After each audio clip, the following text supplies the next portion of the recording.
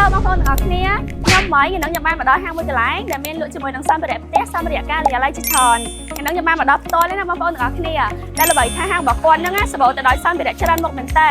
អ្នកអាចយកយើងមានទំនុកចិត្តបានដល់ 100% ចាំបើសិនជាចង់ដឹងថាក្នុងហាងមានអីគេខ្លះយើងចូលទៅមើលទាំងអស់គ្នាតើ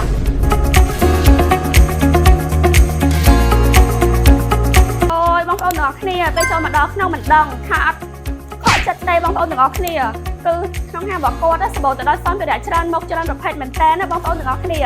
ចាបងចំពោះហាងរបស់គាត់គឺមានសម្ភារៈជាច្រើនប្រភេទមែនតើមានទាំងទូឯកសារទូក្លាសេទូទឹកកកម៉ាស៊ីនចម្រោះទឹកនិងមានសម្ភារៈផ្សេងជាច្រើនទៀតហើយអ្វីដែលកាន់តែពិសេសទៀតនោះហាងរបស់គាត់គឺមានលក់ជាមួយនឹងទូដាច់សុវត្ថិភាពមានទាំងម៉ាកកូដវេលហើយនិងម៉ាកហាន់មី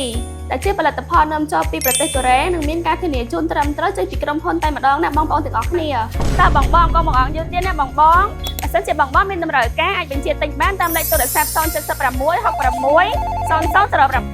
ឬក៏បងឲ្យមកដល់ទីតាំងផ្ទាល់ដោយនាងខ្ញុំក៏បានដែរណាដែលមានទីតាំងស្ថិតនៅសង្កាត់បឹងទំពុនខណ្ឌមានជ័យរាជធានីភ្នំពេញហើយអញ្ជើញមកបានទាំងអស់គ្នាណាបងបាយបាយ